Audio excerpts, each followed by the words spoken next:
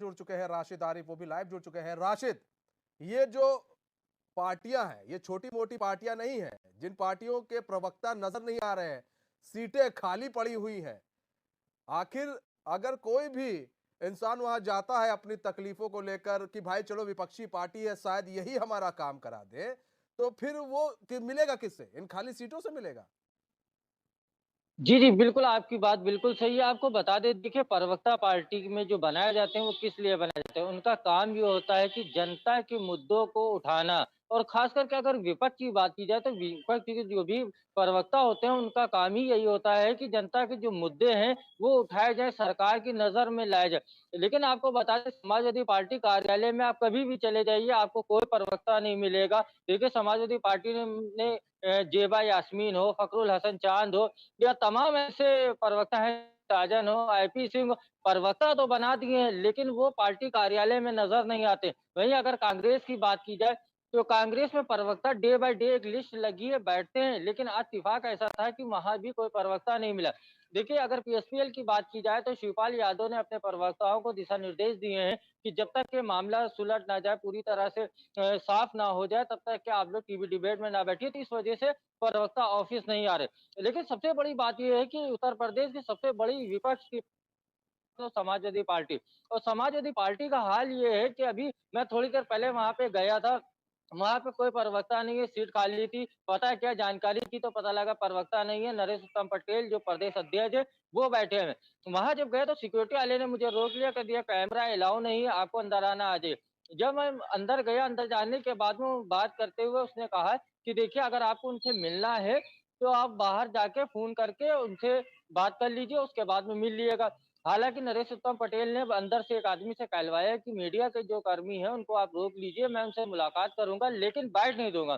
देखिए, समाजवादी पार्टी कार्यालय है और वहाँ पे नरेश उत्तम पटेल मौजूद हैं। अगर बैठ नहीं देंगे, तो फिर किस तरह से जनता फिर की मीडिया आवाज़ उनसे क्यों मिलेगी? सरकार मीडिया का तक काम पहुँचे? क्या है भाई? मीडिया नेताओं से क्यों मिलती है? किसी मुद्दे को लेकर बात करने के लिए, उनसे बाइट लेने के लिए। भाई ये मुद्दा है, बाइट दे दो। अगर खबर चल जाएगी तो फिर ये कहेंगे कि खबर जो है तोड़ मरोड़ कर चलाई गई है। अब सवाल ये है कि यही लोग, यही पार्टी, सपा छोटी पार्टी नहीं है, एक बड़ा दम भरती है और विपक्ष यूपी के अंदर एक बड़ा होल्ड लगती है। यूं कहें कि क्षेत्रीय सबसे बड़ी पार्टी है सपा, और वहां पर सीटें ऐसे खाली पड़ी हुई हैं, प्रवक्ता नदारत है, उनसे बात कौन करेगा? और यही लोग कहते हैं कि हम संसद सड़क से लेकर संसद तक जो है जनता के मुद्दे उठाएंगे। ऐसे मुद्दे उठाएंगे, कोई दिख ही नहीं रहा है। जी, जी, बिल्कुल आपको बता दूँ देखिए बातें तो बहुत होती हैं और ट्विटर पे काम ज़्यादा होता है। हाँ, नेता भी जो है हाँ, ज़्यादातर ट्विटर पे एक्टिव दिखाई देते हैं, हाँ, लेकिन अगर प्रवक्ताओं की बात की और पार्टी कार्यालय में सबसे बड़ी बात ये है कि इस तरह नेताजी को आप चुनिए या रामपुर में इस तरह की दिक्कतें आ रही हैं या आजम खान की जो सीट को लेके मामला चल रहा है लगातार हाईलाइट है उत्तर प्रदेश में पत्रकारों के अलावा जो पॉलिटिकल एनालिस्ट हैं वो भी नजरें गड़ाए बैठे हैं कि रामपुर में क्या होने वाला है। देखिए कहीं ना कहीं सारी बातों का लगभग लबाब ये निकलता है कि जब प्रवक्ता ही पार्टी में नहीं बैठे होंगे तो किस तरह जनता की आवाज उठाएंगे।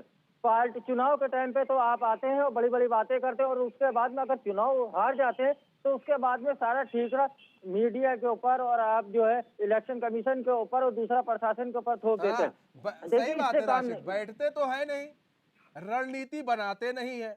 रणनीति बनाते दिखते तो शायद यहाँ पर भीड़ लगी होती इन्हीं सब पार्टियों में, कांग्रेस हो चाहे सपा हो चाहे प्रसपा हो, इन सब कार्यालयों में भीड़ लगी होती। रणनीति बनाते नहीं है, जनता से मिलते नहीं है।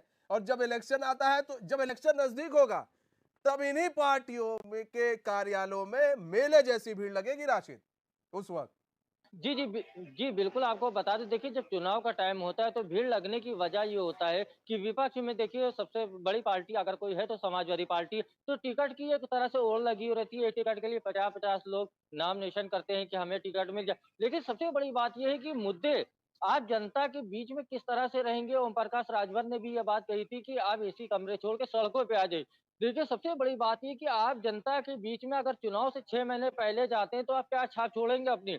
अगर हम्म। आप चुनाव एक खत्म हो जाए, दूसरे चुनाव के लिए कार्यकर्ताओं के बीच में पहुँचेंगे, तो कार्यकर्ताओं में उत्साह पैदा होगा, जिसके बाद में कार्यकर्ता फील्ड में काम करेगा।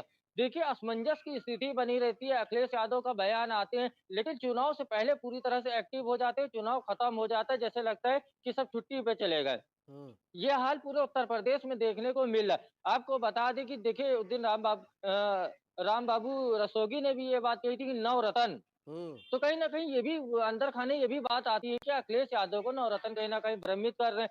और यहाँ तक कि कुछ लोग तो ये भी पार्टी का कह रहे हैं कि जो अपने बूथ नहीं जिता पाते हैं, वो हम्म। मैनपुरी में जाके प्रचार-प्रसार कर रहे हैं। तो कहीं न कहीं देखिए इन सब चीज़ों को देखने की ज़रूरत है, जिस तरह से आज सपा कार्यालय में प्रवक्ता नहीं मिले, कांग्रेस कार्यालय में प्रवक्ता नहीं मिले, तो ये बड़ी दुखदायी बात है कि आप जब सीट पे नहीं होंगे, तो जनता की आवाज़ आप कैसे सड़क तक के ले जाएँगे? हम्म। जब जनता आपसे मिल नहीं पाएगी, जनता अपने मुद्दे आपको बता नहीं पाएगी, तो उन मुद्दों को आप सड़क से लेके सदन तक कैसे उठाएँगे? हम्म। हाँ, ये चीज़ और है कि मीडिया को कोसते बहुत हैं और कोसने के बाद में स- मीडिया से ही सबसे कोई अगर आसान वो लोग तरीका है राशिद मीडिया को कोसने का। और सबसे बड़ी चीज ये है, ये जो खाली पड़ी सीटें हैं ना, बहुत कुछ बयां कर रही है। ये खाली पड़ी सीटें ये बयां कर रही है कि ना तो हम सड़क पे हैं, ना हम ऑफिस में हैं। अब जनाब है कहां पर ये? ना जनता के बीच दिखते, ना ऑफिस में दिखते। तो ये कब जनता की आवाज बनेंगे? कब जनता के मुद्दों को सुनेंगे? सवाल तो ये भी उठता है। फिर जनाब साहब है कहां? हाँ, अगर सत्ता पक्ष की तरफ से कोई बयान गलत आ जाता है, तब ये जरूर बाइट देने के लिए तैयार हो जाते हैं। लेकिन इन्हीं की तरफ से कोई चीजें अगर खराब हो जाती है, तो ये लोग बचते नजर आते हैं कि नहीं भैया हम बाइट नहीं देंगे, ऊपर वाले लोगों ने मना कर रखा है। नहीं, नहीं, बिल्कुल जी। देखिए, ये चीज़ें सामने लगातार आती हैं। इरफान सोलंकी वाले मामले में भी यही हुआ कि हाँ। पहले तो बाइट नहीं दी जाती थी, लेकिन उस दिन मीडिया को बुला-बुला के बाइट दी जा रही। देखिए, हाँ। मीडिया को कोसना बड़ा आसान है और लेकिन जब मीडिया जब कोई खबर चलाती है, वही देख हाँ। के समाजवादी पार्टी भी अपने ट्विटर हैंडल पे डाल देती है। हाँ। देखिए, ट्विटर खेलने से काम नहीं चलेगा। हाँ। देखिए, भारतीय जनता पार्टी से इनको कुछ सीखना चाहिए कि एक चुनाव खत्म नहीं होता, दूसरे चुनाव की तैयारी शुरू हो जाती है। सही बात। देखिए, नगर निकाय चुनाव की अभी लिस्ट नहीं आई है। हाँ। अभी इलेक्शन कमीशन ने कुछ आदेश जारी नहीं किए, लेकिन भाजपा ने पूरी हाँ, रणनीति और तैयारी पूरी करना शुरू कर कर ली दी। है। इन लोग को सीखने की जरूरत है अभी। राशिदारी, बहुत बहुत धन्यवाद हमारे साथ जुड़ने के लिए और तमाम जानकारी देने के लिए। तो आपको बता दें, इन तस्वीरों को दिखाने का हमारा जो मेन मकसद था, वो ये था कि आप देखिए कि ये वो विपक्षी पार्टी है जो दम भरती है कि हम सड़क से लेकर सदन तक जनता की आवाज उठाएंगे। ना ये सड़क पर दिखते हैं और ना ही अपने कार्यालय में दिखते हैं। अगर जनता अपने मुद्दे को लेकर इनके पास जाए, कोई प्रॉब्लम हो किसी जनता को, और वो उनके पास जाए, तो ये मिलेंगे नहीं। कई लोगों के पास फोन नंबर नहीं होते। तो इन लोगों को भी समझना चाहिए कि कार्यालय किस लिए बनाया जाता है। कार्यालय इसीलिए बनाया जाता है कि ये लोग कम से कम कार्यालय में दिखे। अधिकारियों पर ये लोग सवाल या निशान उठाते हैं कि अधिकारी 10 बजे तक नहीं पहुंचते अपने ऑफिस में, तो ये लोग क्यों नहीं पहुंचते हैं?